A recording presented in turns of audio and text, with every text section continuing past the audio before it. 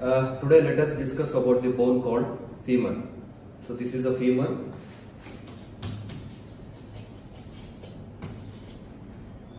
It is the longest bone of the body and the longest bone of the lower limb. It is derived from the Latin word femur, which means thigh in Latin. Since it is a bone of the thigh, it is called femur. It forms more than 1/4 of the height of an individual.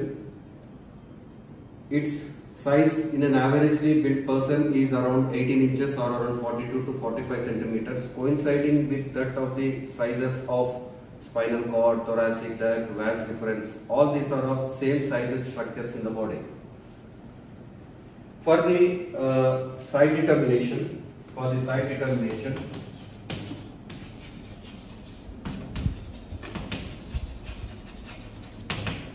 the points to be considered are: this bone consists of a rounded structure called head, and that is this one. This bone consists of a rounded structure called head, which should lie in the superior end of the bone, not like this. It should not be down, it should be up. It should lie at the superior end of the bone, and that this head is directed upwards, forwards and medially. The head of the femur is at the superior end of the bone and is directed upwards, forwards and medially like this. And the shaft, this is a shaft, is convex forwards. With these two sentences, I can say that this belongs to the right side, because this is the head which is directed upwards, forwards and medially, since it is right side. And this shaft, if you see, it is not straight, it is convex forwards. So this belongs to the right side of bone. Again, those 2 points are enough for site determination. Now, coming to the anatomical position.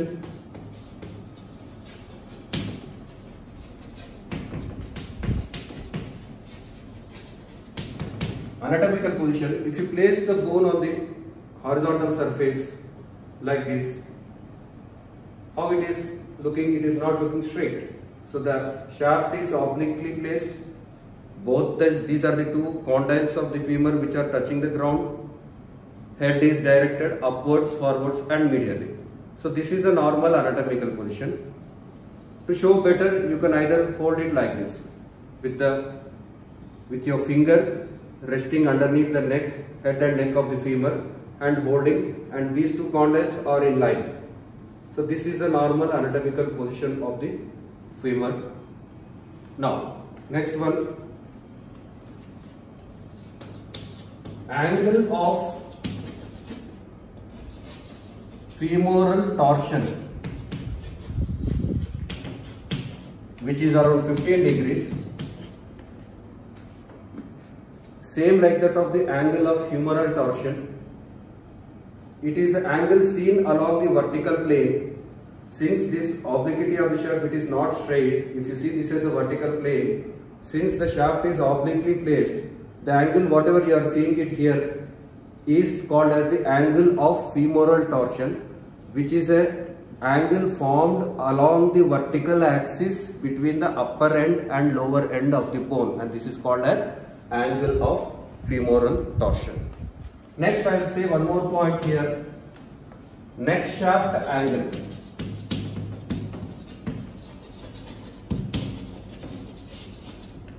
So if you see the parts of it, this is the neck and this one is the shaft. This is the neck and this one is completely the shaft. Along the lower border, this is the lower border of the neck and this is a shaft. You can see an angle here, it is not straight. So this is called as neck shaft angle of femur. Neck shaft angle of the femur. The angle formed along the lower border of the neck and the medial border of the shaft is called the neck shaft angle of the femur, which is around 130 to 135 degrees in adults and around 142 to 150 degrees in children. Is it clear? The neck shaft angle between the neck and the shaft in adults is 130 to 135 degrees and in children it is 140 to 150 degrees. Next we will talk about the presenting parts of presenting parts of only the upper end. This video will describe only till the upper end of the femur. In the next edition, shaft and the lower end will talk. Okay. This upper end consists of head. This one is the neck. This is the neck. This rounded quadrilateral region, whatever you are seeing, this is a greater trochanter. Similarly, this one, it is a lesser trochanter. This one is lesser trochanter. Okay. Between the greater trochanter and lesser trochanter in front, there is a line which separates the shaft, neck from the shaft, that is intertrochanteric line. This one is intertrochanteric line. And similarly, behind, same greater trochanter and lesser trochanter is connected by intertrochanteric crest. This is called intertrochanteric crest. So we'll talk about all these 6 features for now. To start with the head. Head forms more than half of a spear.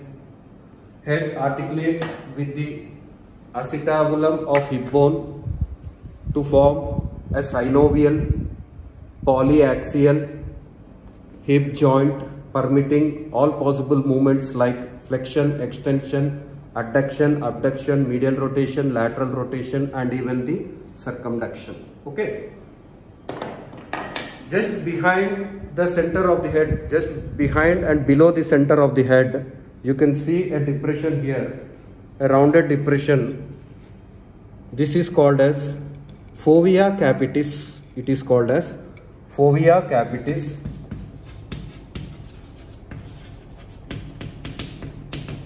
To which is attached the ligament of head of femur. Ligament of head of femur or ligamentum teres femoris. Ligamentum teres femoris or ligament of head of the femur, carrying acetabular branches of obturator and medial circumflex femoral vessels. Okay. So this is about the head. Next we have neck. This is the neck.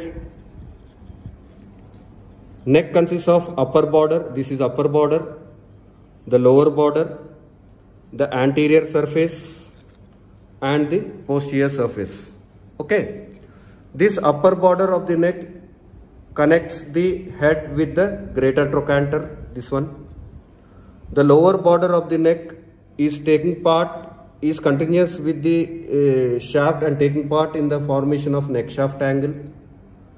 The anterior surface of the neck is covered by the capsule of the hip joint. The capsule of the hip joint is enclosing it on the anterior surface.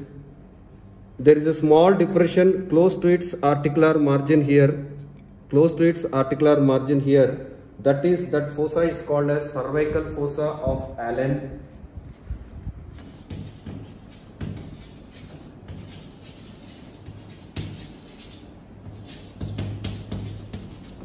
It is called as cervical fossa of Allen. It is intracapsular. The anterior surface of the neck is intracapsular because it is covered by the capsule of the hip joint and the capsule gets attached to the intertrochanteric line. It's clear? Now coming to the posterior surface of the neck, this is the posterior surface of the neck.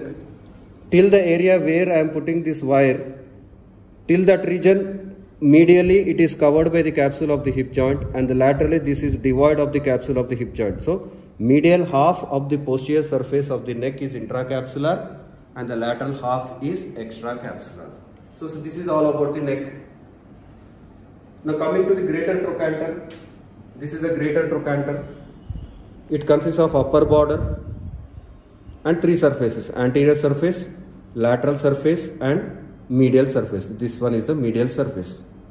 So this upper border, in its posterior part, it is thickened and it is projected and this forms the apex of greater trochanter. This region is called as the apex of the greater trochanter, to which a muscle called piriformis is inserted. To which a muscle called piriformis is inserted. Piriformis muscle is inserted, which is coming from the sacrum in the form of E-shaped or 3-shaped pieces enclosing the middle three, second, third, fourth vertebra of the sacrum. From that, there it comes and gets inserted into the apex of the greater trochanter. Now coming to the anterior surface, this is the anterior surface, this is the anterior surface, which is divided into medial area and lateral area by a ridge. This is a ridge. To the ridge and to the lateral area, it is the insertion of gluteus minimus muscle. Gluteus minimus. Is it clear? Similarly, along the lateral surface, you find an oblique ridge here like this. To the ridge is the insertion of gluteus medius. To the ridge is the insertion of gluteus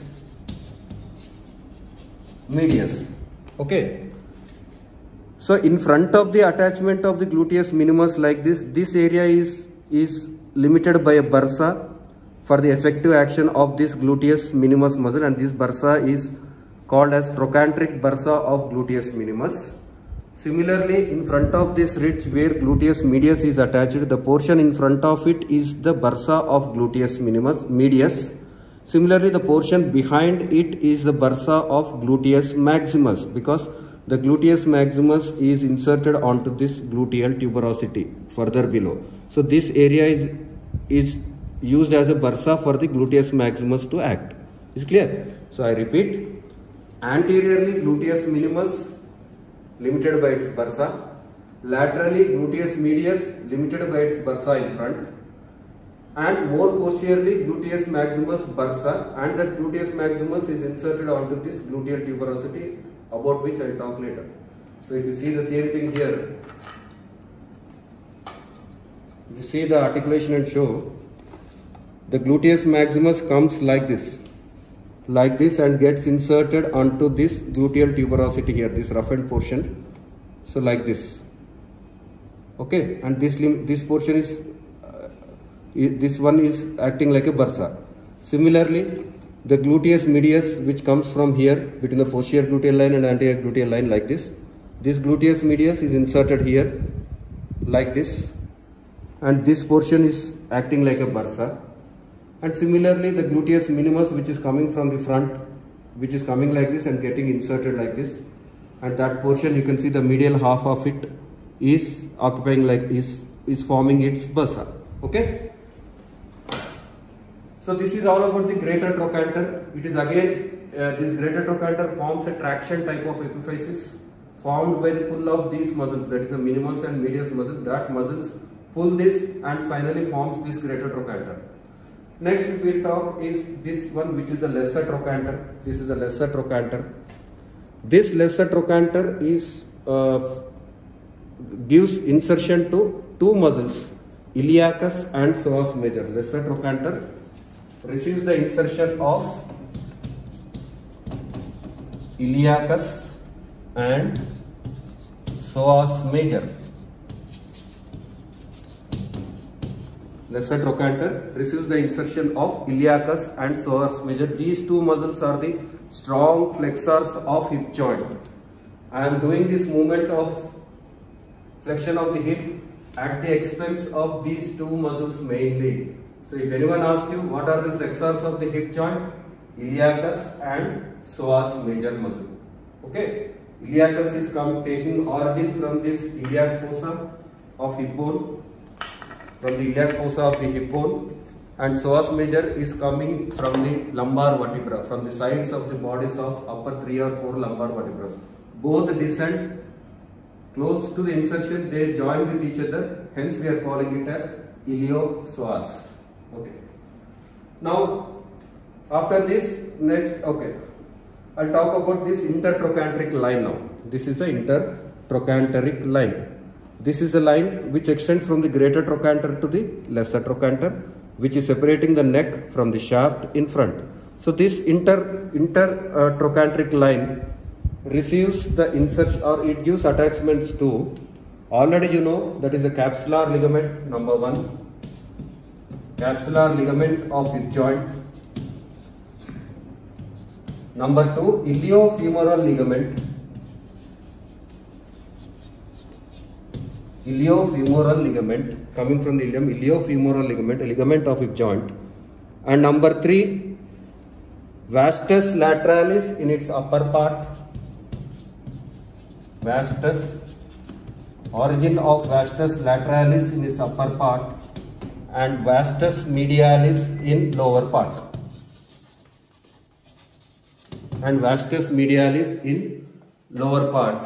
Okay, the power is not there now. I'll just continue with last line of it. Vastus lateralis and vastus medialis in its lower part. These 4 structures are attached to this greater trochanter. These 4 structures are attached to the greater trochanter, intertrochanteric line. And the last part of today's class is this one, intertrochanteric crest. This is the intertrochanteric crest, which extends from the greater trochanter to lesser trochanter. And in the middle of this intertrochanteric crest, you can see an elevation which is called as quadrate tubercle. In the middle of this greater trochanter, you can see an elevation which is called as quadrate tubercle. This quadrate tubercle receives the insertion of quadratus femoris muscle. It receives the insertion of quadratus femoris.